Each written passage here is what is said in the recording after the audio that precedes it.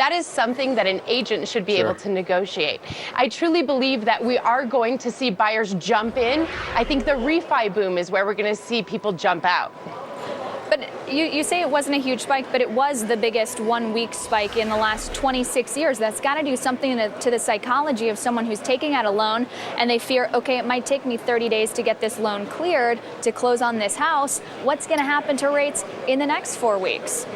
We have been so accustomed to this 3.5%, 4% loan. When I first bought my house, it was at 8%. It is a complete mind shift. And we have to, nobody thought that these rates were going to stay at 3.5% forever. It was time to get them while you could, really buy while prices are low, and know that they are going to go up.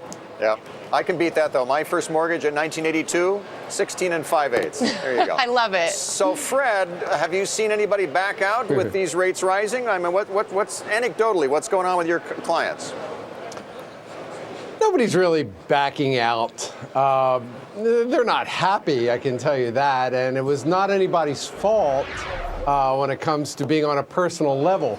This was Chairman Bernanke's irrational exuberance moment for the bond market to go out of its mind and take substantial profits on bonds they've been sitting with for months and months and months.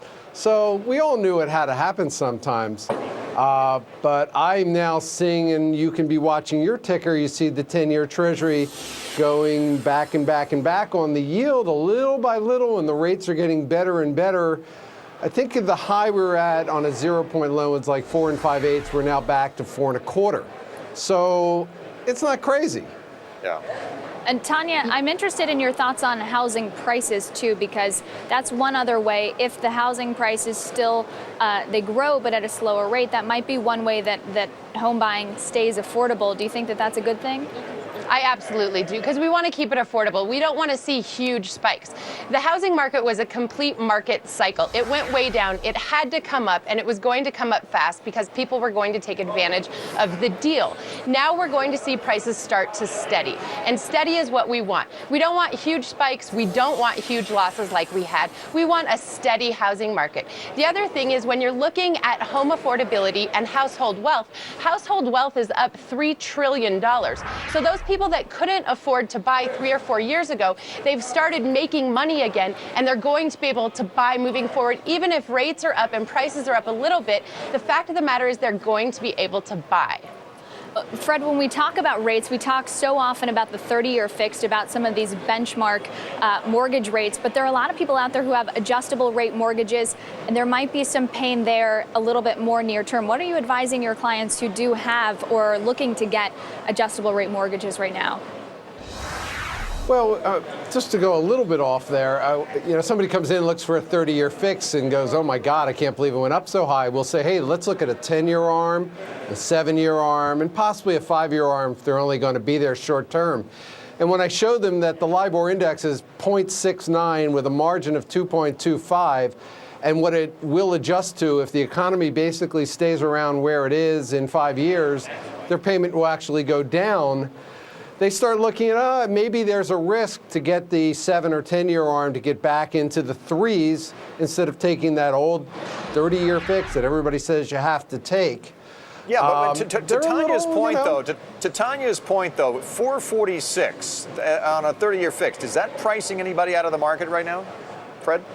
You got 1 or 2 people. The problem has been that the Congress and Fannie and Freddie have added all these layers onto mortgages that the mortgage rates are artificially high by probably about 3/8 in rate since the last couple of years, where they decided to use the housing market as a way to fund the general fund of the government. So, they balk a little bit. It hasn't hurt that much, but, the things like the mortgage insurance increases, it's the other little peripheral things that will keep a lot of people still out of the market that needs to be corrected. Well, Fred, you bring up Fannie and Freddie, and obviously this week we had a big move from Senators Corker and Warner with a bill that would take Fannie and Freddie off the scene at least in the next 5 years and inject them with private capital in the meantime. The worry there is that could drive rates up for consumers. Tanya, I'll let you go first. What do you think that bill would do to the housing market and would do for consumers?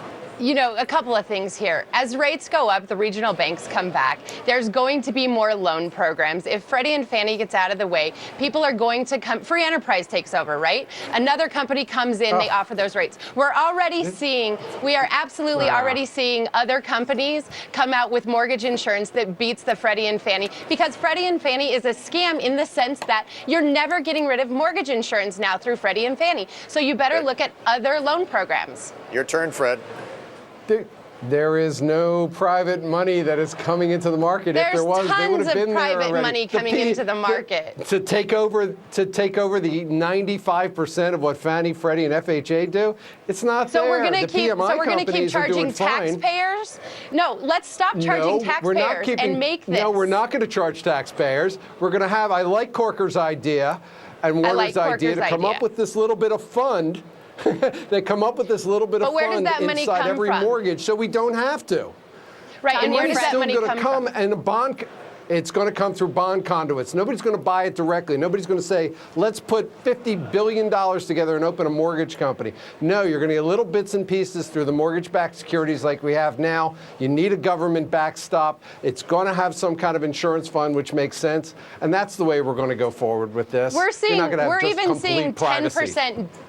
10% jumbo loans come back. There's so many different loan programs. Yeah. Good. I'll send my clients to you. Because the PMI companies are guaranteeing them. That's why.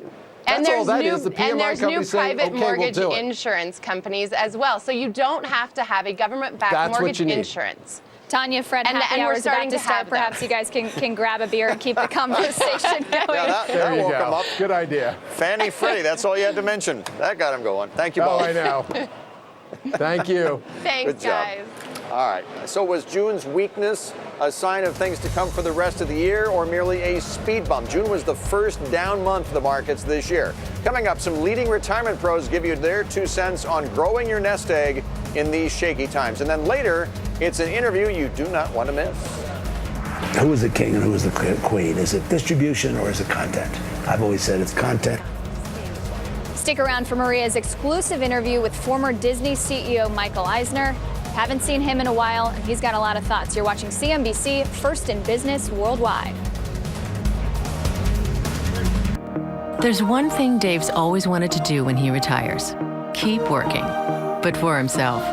So as his financial advisor, I took a look at everything he has: the 401k, insurance policies, even money he's invested elsewhere. We're building a retirement plan to help him launch a second career. Dave's Flight School. Go Dave.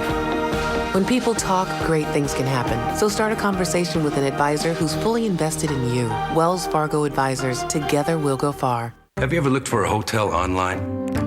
Did you notice that there's so many prices out there for the exact same room? Trivago searches hundreds of websites at the same time and shows you the most popular hotels.